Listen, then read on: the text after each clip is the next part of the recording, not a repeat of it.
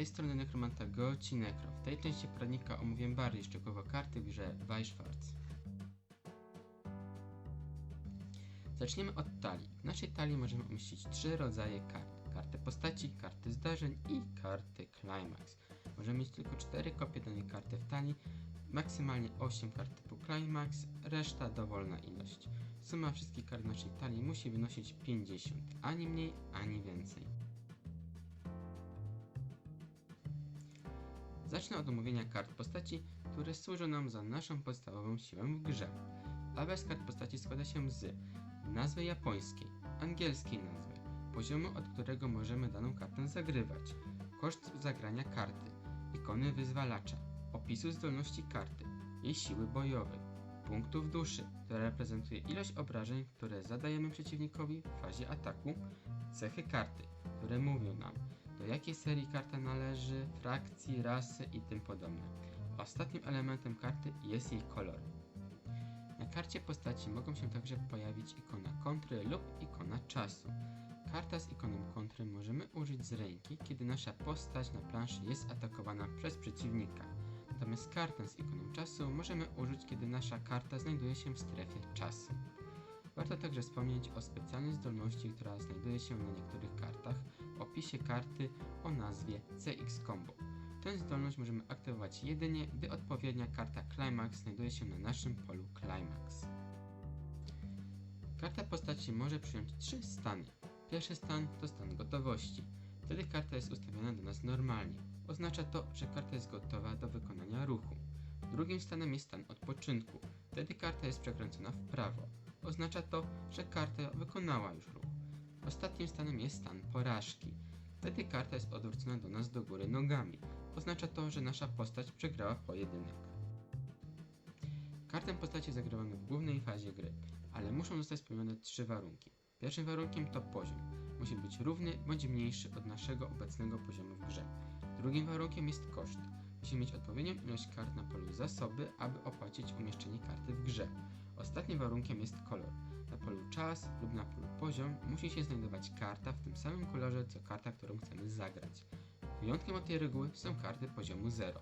Je traktujemy jako bezkolorowe, czyli takie, które możemy postawić niezależnie, czy są karty na wspomnianych wcześniej polach tego samego koloru.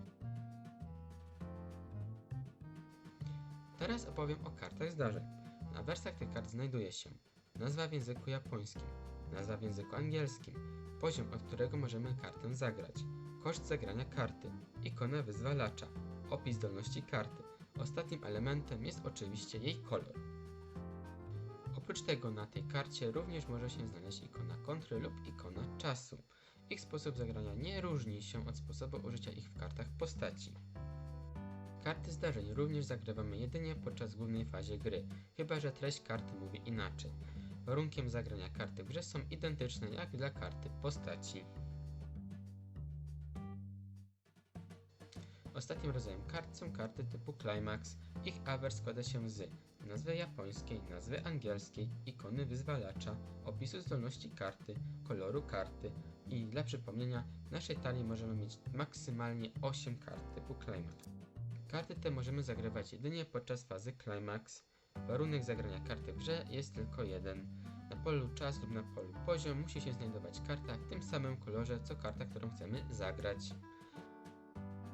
Karty te również anulują obrażenia, które zadaje nam przeciwnik w fazie ataku. Bardziej szczegółowo opowiem o tym podczas omawiania faz. Teraz opowiem trochę więcej o ikonie wyzwalacza, które znajdują się na kartach. Ikona wyzwalacza uaktywnia się podczas fazy ataku.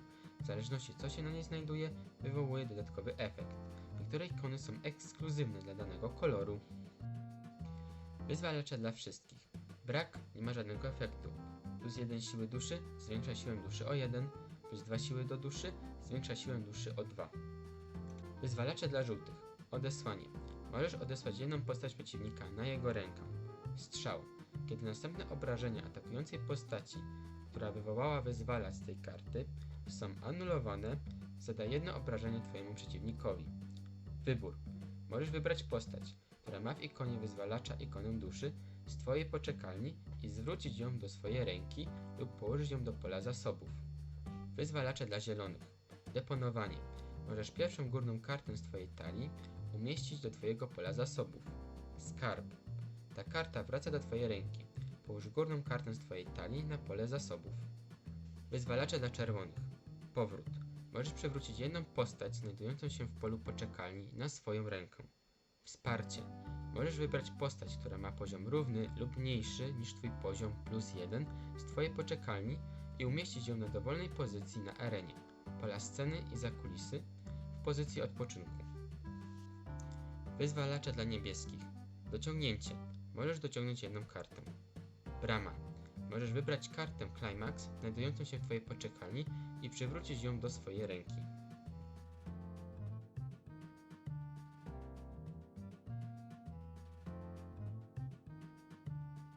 Kolory kart mówią nam o ich predyspozycjach, jednak trzeba mieć pod uwagę, że w zależności od serii te właściwości niekoniecznie muszą się zgadzać.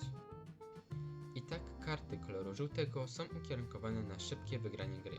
Posiadają właściwości zwiększania swojej siły w czasie swojej tury, a także zdolności zwiększające szanse zadania obrażeń oraz ułatwiające ich zadawanie. Karty koloru zielonego stawiają na silne postacie. Wadą tego jest ich cena, dlatego posiadają też karty wspierające ekonomię naszej talii. Karty czerwone zaś wolą techniczne rozegranie rozgrywki. Posiadają karty, które pozwalają im zadawać obrażenia nie bezpośrednio, usuwać niewygodne karty przeciwnika z pola walki, przywracać nasze karty postaci do ręki, czy stawiać karty o poziom wyżej niż nasz obecny poziom w grze. Karty niebieskie zaś specjalizują się w defensywie. Posiadają zdolności, które działają w turze przeciwnika, zwiększają przeżycie naszych kart w grze, leczą nas, usprawniają dociąganie kart oraz usprawniają kontrolę nad naszymi kartami Climax. Na ekranie tabela z podsumowaniem wszystkiego, co mówiłem. To już wszystko w tej części poradnika. Zapraszam na kolejne części. Także, jeśli materiał się podobał, proszę o suba i lajka. To byłoby wszystko na dziś. See ya!